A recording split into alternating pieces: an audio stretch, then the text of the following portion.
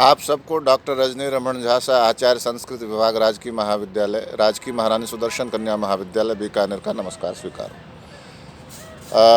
हमने सप्तम अंक कल से प्रारंभ कर दिया है। अभिज्ञान शाकुंतलम का अंतिम अंक है, जिसमें हमने यह अभी तक पढ़ा है कि राजा दुष्यंत जो हैं वे स्वर्ग से नीचे उतर रहे हैं मातली के रथ पे, मातली के साथ, जो इंद्र का सारथी है। और वो कहते हैं कि इंद्र ने मेरा इतना स्वागत सत्कार किया कि अपने को मैं उस योग्य नहीं मानता हूँ। तो मातली कहता है कि दोनों ही असंतुष्ट हैं। एक जो है वह आपने जो कर्तव्य किया उसके लिए स्वागत सत्कार का योग्य अपने आप को नहीं मानते हैं, जितना स्वागत सत्कार आपका हुआ, और इंद्र जो है जितना आपने काम किया उसके अनुसार आप उतना आपका स्वागत सत्कार नहीं हुआ, ऐसा मानते हैं। तो दोनों एक दूसरे दोनों असंतुष्ट हैं इस अर्थ में। यहाँ तक हमने कल पढ़ा था। अब आगे कहते हैं राजा मातले माम एवं, मातली ऐसी बात नहीं है। स खलु मनोरथानाम अप्य भूमिर्विसर्जनावसर सत्कार है। निश्चय ही विदाई की बेला का वह सम्मान मनोरथ से भी परे है। स खलु मनोरथानाम अप्य विसर्जनावसर सत्कार है। वह विदाई की बेला का जो सत्कार मुझे मिला वह मेरे मनोरथ से बहुत आगे की चीज़ है, बहुत परे है। वो इतना मैंने सोचा भी नहीं था। मम ही दिवौकसाम समक्षमर्धासनोपवेशितस्य, मुझे दिवौकस कहते हैं, दिवौकस देवता जो आकाश में रहते हैं, जैसे देवताओं के समक्ष मुझे इंद्र ने आधे आसन पर बिठाया। उन दिनों एक वह था, क्या कहते हैं, सत्कार का एक तरीका था कि जिसको राजा बहुत अधिक पसंद करता था, जिसके काम की बहुत प्रशंसा होती थी, तो अपने सिंहासन में आधे में बिठाता था उसको। आधे में राजा, आधे में वो। ये बहुत एक सत्कार करने का बहुत बड़ा ये था कि देखिए आधा सिंहासन दिया। आज भी आप लोग अखबार में पढ़ते होंगे कि किसी को एक दिन के लिए जिला कलेक्टर बना दिया, थानेदार बना दिया, एसपी बना दिया, ऐसा आपने देखा होगा। तो ये एक प्रेम का प्रदर्शन है, सत्कार का प्रदर्शन है, स्वागत का प्रदर्शन है। तो ऐसा ही उस इंद्र ने राजा के लिए किया था, इस दुष्यंत के लिए। तो आगे कहते हैं अंतर्गत प्रार्थनम अतिकंतस्थम जयंतम उद्वीक्ष कृतस्मितेन आमृष्ट वक्षो हरिचंदनांका मंदार माता हरिणा पिनद्धा।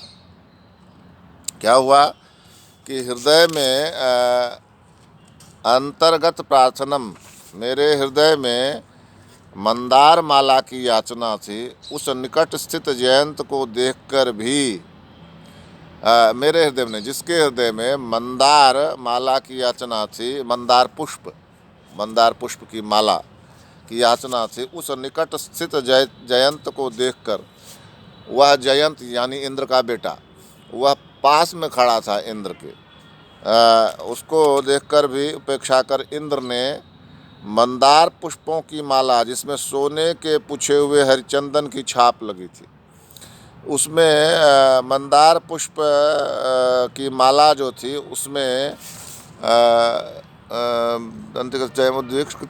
हरिणा आमृष्ट वक्षा हरिचंदनांका, जिसमें सोने के पूछे हुए हरिचंदन की छाप थी। वो मंदार की माला उसने पहन रखी थी, क्या नाम है, इंद्र ने, और वही मंदार की माला उतार कर राजा को पहना दी। तो चूँकि वह इंद्र की छाती पर, इंद्र के वक्षस्थल पर रही बहुत समय तक वह माला, तो इंद्र के वक्षस्थल पर हरिचंदन का लेप था। तो हरिचंदन भी एक पेड़ ही होता है, उसका लेप था। तो वो क्या हो गया, उस माला में लग गया हरिचंदन। तो यही कह रहे हैं कि जिसमें पूछे हुए हरिचंदन की छाप लगी थी, वो मुझे उसने इंद्र ने क्या की, मंदार माला जंतु कृतस्मितेन, कृतस्मितेन मतलब मुस्कराकर, वह मंदार माला पिनद्धा मुझे पहना दी। अब इसको फिर से समझिए। इंद्र ने मंदार माला, जो उसके गले में मंदार पुष्प की माला वो पहनी हुई थी और उसको उतारी, वो उसको उतारा उस माला को। तो जब उसको उतारा तो जयंत जो इंद्र का बेटा पास में ही खड़ा था, उसको भी इच्छा हुई कि पिताजी ये माला मुझे पहनाएंगे, किंतु उस जयंत की उपेक्षा करके मुस्कुरा कर वह माला इंद्र ने मुझे पहना दी, यानी दुष्यंत को पहना दी। यह अर्थ है।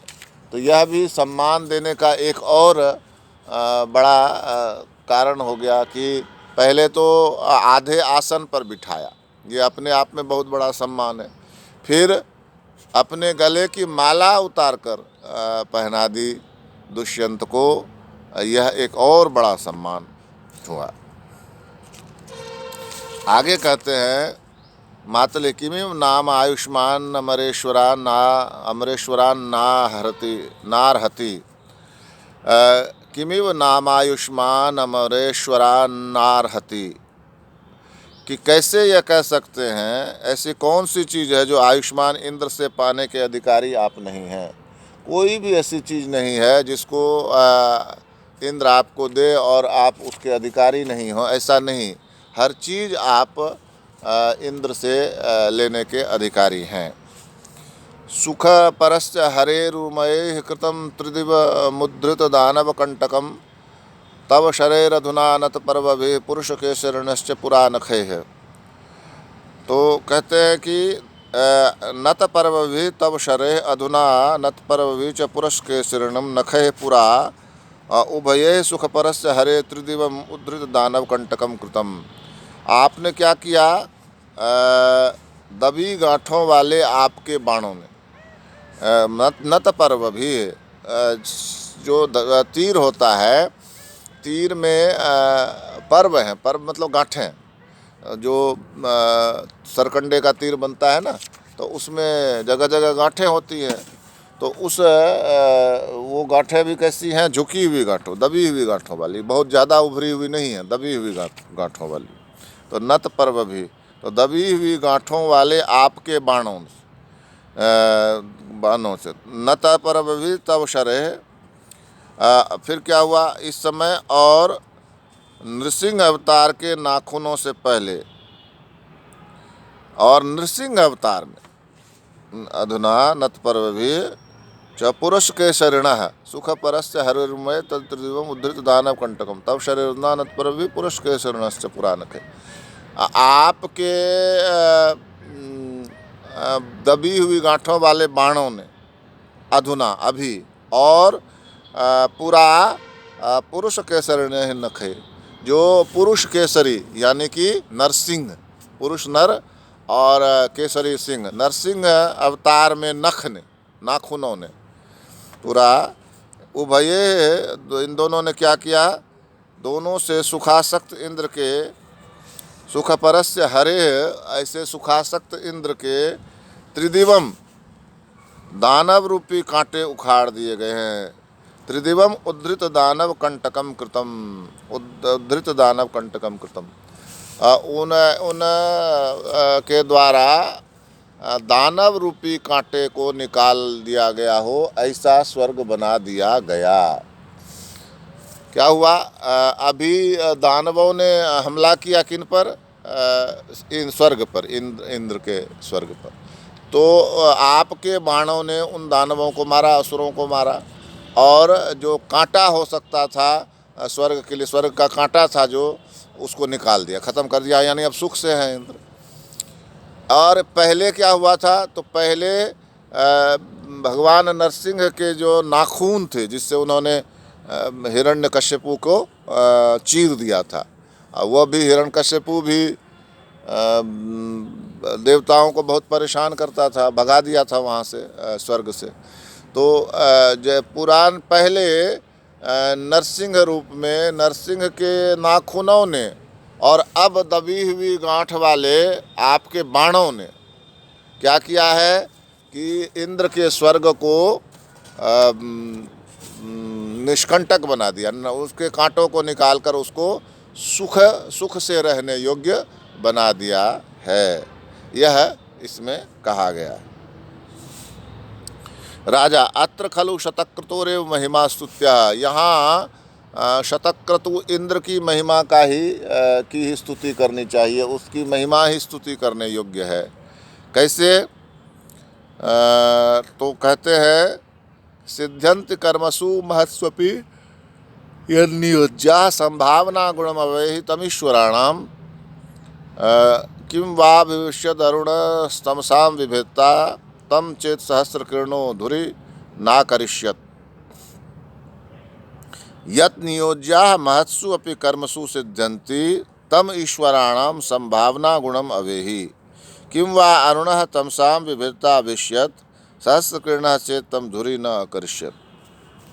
क्या कहा कि सेवक जो महान कार्यों में यत नियोज्या महत्सु अपि कर्मसु, नियोज्य कहते हैं सेवक को, जिसका नियोजन किया गया है। हम लोग जैसे हम लोग भी नियोजन किया गया है सरकार के द्वारा, तो हम लोग भी सेवक ही हैं।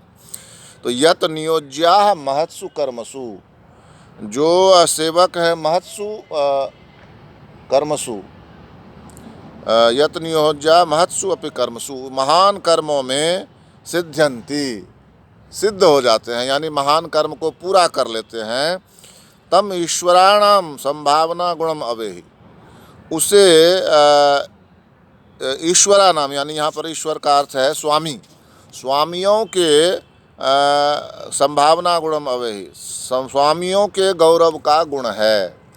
सेवक यदि कोई काम कर सकता है तो यह उसका गुण नहीं है, यह उसके स्वामियों का गुण है, ऐसा समझो।